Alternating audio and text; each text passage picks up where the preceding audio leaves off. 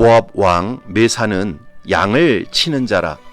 새끼양 10만 마리의 털과 순양 10만 마리의 털을 이스라엘 왕에게 바치더니 아합이 죽은 후에 모압 왕이 이스라엘 왕을 배반한지라.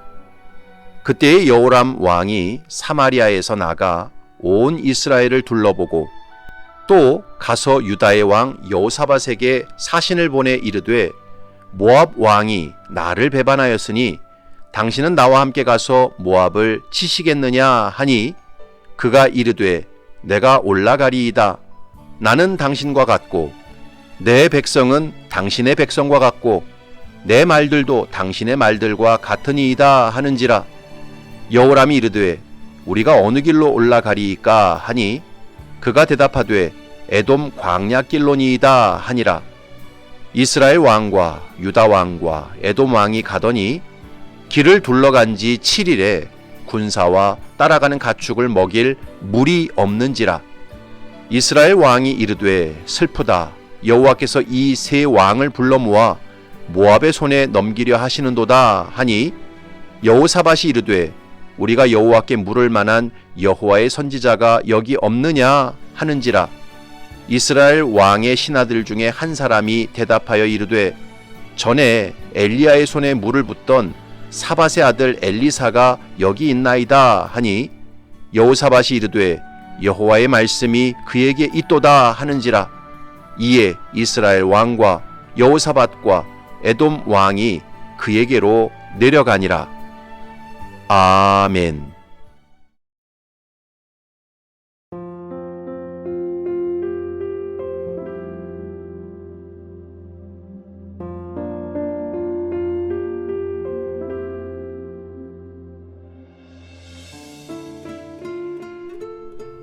제가 신학교를 다닐 때 히브리어와 구약학을 가르치셨던 김중은 교수님이라는 분이 계셨습니다. 그 교수님은 강의를 하시다가 종종 이런 말씀을 하셨습니다.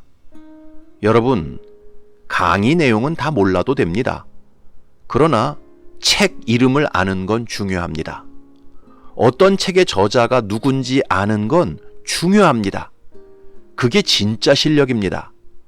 세월이 흐르면 여러분은 제가 했던 강의를 다 잊어버릴 겁니다. 그러나 강의 때 들었던 책 이름은 기억해야 합니다. 저자 이름은 기억해야 합니다. 그게 진짜 실력입니다. 제가 처음 그 교수님의 이야기를 들었을 때 교수님께서 너무 쉽게 말씀하신다. 어떤 과목이든지 그 내용을 잘 아는 게 중요하지 무슨 책 이름을 잘 알고 저자 이름을 잘 아는 게 실력일까? 그런 생각을 했습니다. 그런데 세월이 흐르고 난 다음 그 말씀이 사실이라는 것을 깨닫게 되었습니다. 세월이 흐르고 나니까 신학교 때 교수님께서 강의하셨던 내용은 정말 다 잊어버렸습니다. 그럼에도 불구하고 신학교 다닐 때 들었던 책 이름, 저자 이름을 기억하고 있으니까 그 책을 구해서 다시 읽을 수 있었습니다. 그랬더니 예전에 강의했던 내용이 새록새록 되살아나는 것을 경험했습니다. 여러분, 강의의 모든 내용을 속속들이 다 알고 기억하면 얼마나 좋겠습니까? 그러나 누구도 모든 내용을 다 알 수 없고 기억할 수 없습니다. 사람은 망각의 동물이기 때문에 시간이 지나면 다 잊어버리게 되어 있습니다. 그러나 어떤 주제에 대해서 책 이름을 기억하고 있고 저자 이름을 기억하고 있으면 언제든지 그 책을 다시 꺼내서 공부할 수 있습니다. 그 저자와 관련된 책을 구입해서 다시 연구할 수 있습니다. 따라서 학생의 진짜 실력은 책 제목을 기억하고 저자 이름을 기억하는 것이 맞습니다. 그런데 이것은 신앙생활도 마찬가지입니다.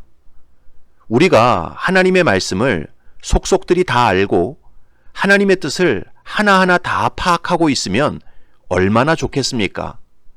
하지만 안타깝게도 그런 성도는 거의 없습니다.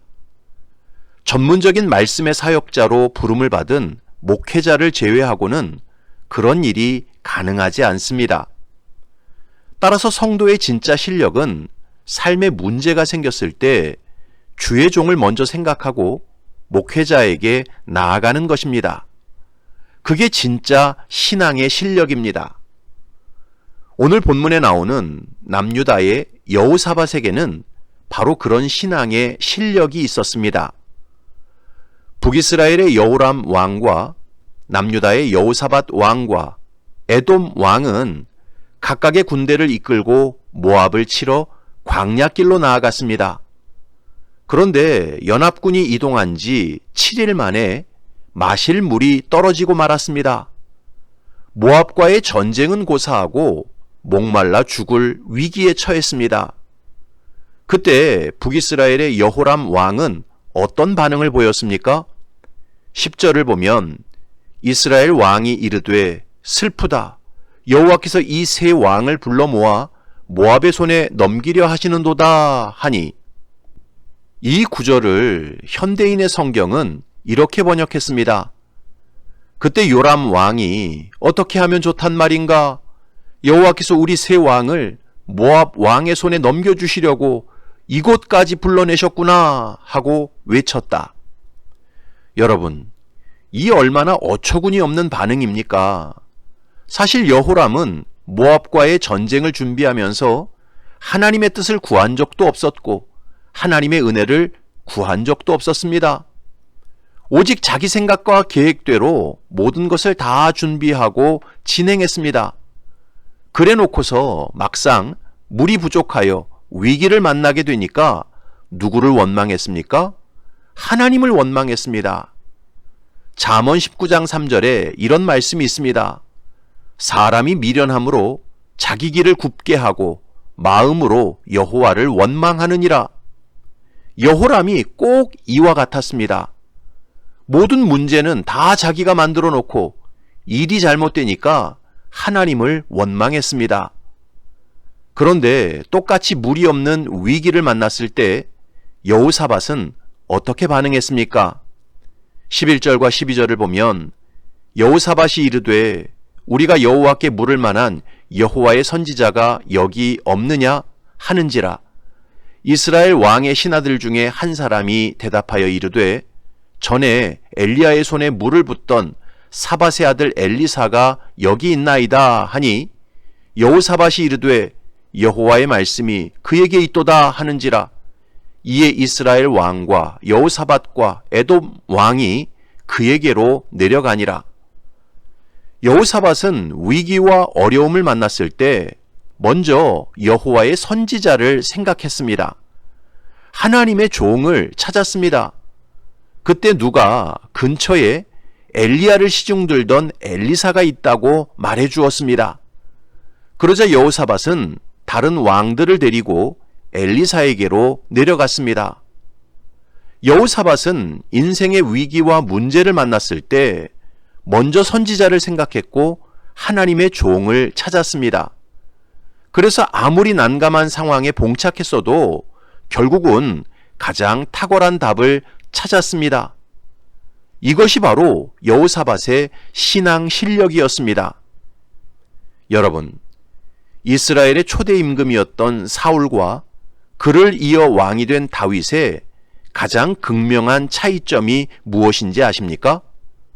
사울은 하나님의 선지자를 무시하고 제사장을 우습게 생각했습니다.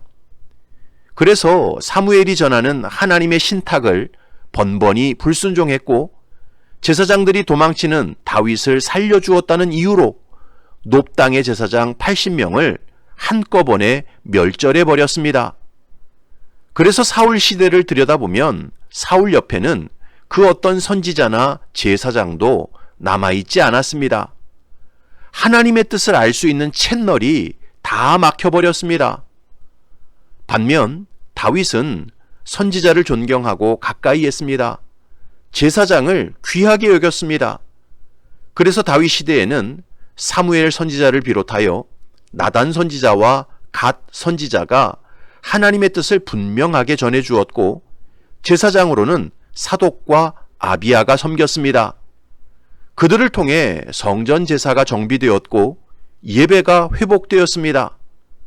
그래서 다윗은 인생의 위기와 어려움을 만날 때마다 선지자와 제사장을 통해 하나님의 뜻을 깨달을 수 있었고 승리와 회복의 길로 나아갈 수 있었습니다. 이런 성경의 기록을 보면서 성도들은 깊이 깨달아야 합니다.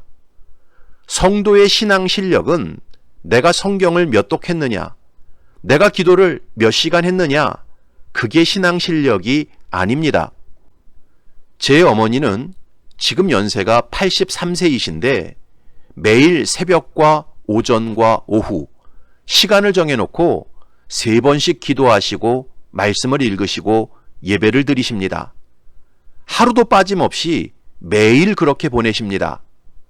그런데 가끔 저에게 전화를 거셔서 아직도 성경의 본뜻을 제대로 깨닫지 못할 때가 많다고 고백하십니다. 그래서 궁금한 것을 저에게 물어보시면 제가 설명해 드립니다. 여러분, 성도의 신앙 실력은 삶의 문제와 어려움을 만나고 갈 길을 모를 때 먼저 목회자를 생각하고 목회자를 찾아가는 것입니다. 목회자를 찾아와서 함께 상의하고 기도를 부탁하고 조언을 귀담아 듣는 것이 성도의 진짜 신앙 실력입니다. 왜냐하면 목회자에게는 하나님의 말씀을 바르게 분별하고 해석하는 권위가 있기 때문입니다. 사랑하는 성도 여러분, 몸이 아프면 의사를 찾아가는 것이 당연하고 자동차가 고장나면 정비사를 찾아가는 것이 당연한 것처럼 성도가 인생의 문제와 어려움을 만나면 먼저 주의 종을 생각하고 목회자를 찾아가는 것이 당연한 것입니다. 그것은 절대 부끄러운 행동이 아닙니다. 도리어 바른 신앙의 실력입니다. 바라기는 저와 여러분들이 다윗처럼 여호사밧처럼 인생의 문제와 어려움이 닥쳤을 때 먼저 주의 종을 생각하고 목회자를 찾아가서 조언을 구하시기 바랍니다. 그래서 하나님의 뜻을 따라 인생의 위기를 잘 넘기시기를 주의 이름으로 축원합니다. 아멘.